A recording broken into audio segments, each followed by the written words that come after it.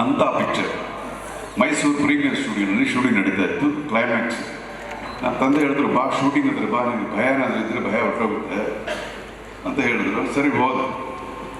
ಅಲ್ಲಿ ಕ್ಲೈಮ್ಯಾಕ್ಸ್ 2 ಹುಲಿಗಳು, ಬಾಸು, ಅಂಬರೀಷ್. ಅದು ಉಗುರನ್ನ ಕೀಳೋ ಒಂದು ಸನ್ನಿವೇಶ.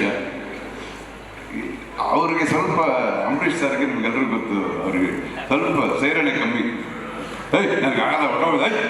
ಇವರಿಬ್ಬರು ಮಾತಾಡ್ಕೊಳ್ತಿದ್ದು ಭಾಷೆಯಲ್ಲಿ ನಾನು ಮಾತಾಡೋಕ್ಕಾಗಲ್ಲ. ಹುಡುಗ ಅವನ ಸತ್ತೋಗಿರ್ತಾನೆ, ಅವನ ಬಾಡಿ ಮುಂದೆ ಕಾಫಿ ಮುಂದೆ ಅಳಬೇಕು.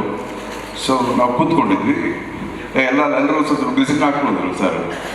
ಅಲ್ಲಿ ಬೇಬಿ ಅಂದ್ರೆ ಮಾತ್ರ ಒಳ್ಳೆ ಆರ್ಟಿಸ್ಟ್, ನಾವೆಲ್ಲ ಸ್ಟಾರ್ಟಿಂಗ್ಗೆ. ಆಮೇಲೆ ಎಷ್ಟೇ ಗ್ಲಿಸಿನ್ ಹಾಕಿದ್ರು ಹುಡುಗರು ನಗಿಸ್ಬಿಡ್ತಾ ಇದ್ರು, ನಕ್ಕಿಬಿಡ್ತಾ ಇದ್ದೆ ನಾನು.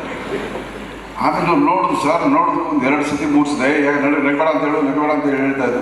ನಮಗೆ ಆಗಲಿಲ್ಲ, ಗೊತ್ತಿಲ್ಲ ನಮ್ಗೆ ಫಸ್ಟ್ ಟೈಮ್. ಹತ್ರ ಬಂದು ಬಿಟ್ರು ಕಪಾಳಕ್ಕೆ.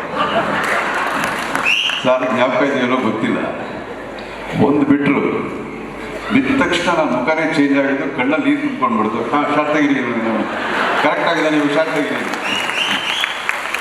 ಸೊ ಮೊದಲನೇ ದಿನವೇ ಡಿಸಿಪ್ಲಿನ್ ಏನು ಅನ್ನೋದು ನಮಗೆ ಗೊತ್ತಾಯಿತು.